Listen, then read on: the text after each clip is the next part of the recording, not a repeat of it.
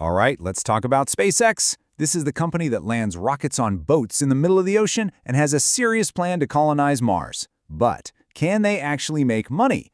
You'd think that'd be a simple question, but the answer is one of the biggest secrets in the entire business world. I mean, it seems like it should be a simple yes or no, right? We see all these headlines about multi-billion-dollar NASA contracts. We see them launching rockets practically every week. So what gives? Why is this so incredibly complicated? And it's not just us asking. Financial analysts, journalists, even their biggest competitors, they're all scratching their heads, asking the same thing. The reason we can't just, Google it and find an answer comes down to one really key detail about how SpaceX is set up as a company. So the first big clue in this whole mystery has nothing to do with rockets or Mars. It's all about corporate structure. See, SpaceX is a private company, and that means it plays by a completely different set of rules than a public one. And this right here, this really gets to the heart of the problem. If you're a public company, think Apple or Ford, you have to open your books every 3 months. It's mandatory. You have to show everyone your homework, your profits, your losses, all of it.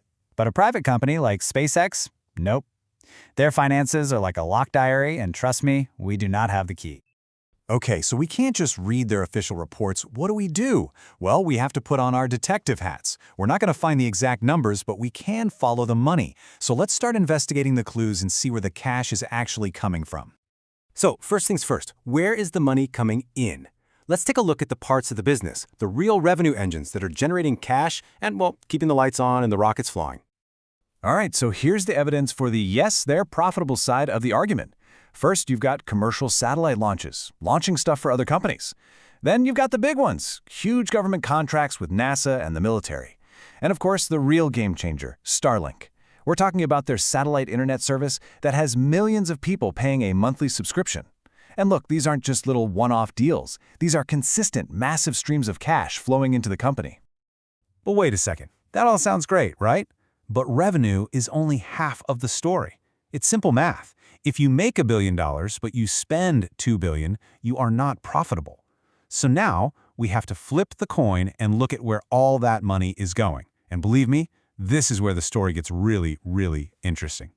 Because while those launch and Starlink parts of the business look pretty solid, there's one giant, galaxy-sized project that is consuming a truly colossal amount of cash. And it's this project that makes the whole profitability picture so incredibly blurry. And of course, I'm talking about Starship, that gigantic, shiny, stainless steel rocket that is literally designed to take humanity to Mars. This thing isn't just another rocket. It's supposed to be a complete reinvention of how we do space travel. And, well, as you can probably guess, reinventing the future is incredibly expensive. It's a huge, long-term financial gamble. This brings us to a key term you hear a lot in the startup world, cash burn.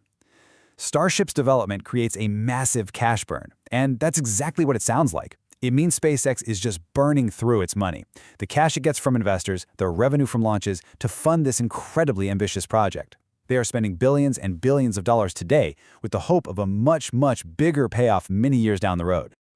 Okay, so where does that leave us? On one hand, you've got powerful evidence of major revenue coming in. But on the other hand, you've got equally powerful evidence of just enormous expenses going out. It's like a classic business tug-of-war.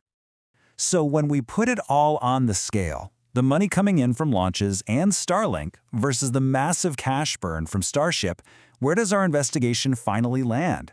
Is SpaceX actually in the black, or is it deep in the red? And the honest-to-goodness answer is, we don't know for sure. Really. And frankly, anyone who tells you they know for certain is probably just guessing. But the most likely scenario seems to be this.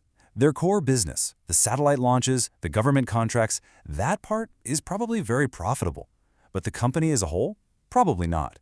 Because it seems like every single spare dollar they make gets poured right back into the giant, expensive dream of building Starship. And this kind of leads to a much bigger, more interesting idea. Maybe asking, is it profitable, is the wrong question altogether. I mean, think about it. When your company's official mission is to make humanity a multi-planetary species, does the normal everyday definition of quarterly profit even matter in the same way? And really, that's the ultimate question here, isn't it? How do you even measure success for a company like this?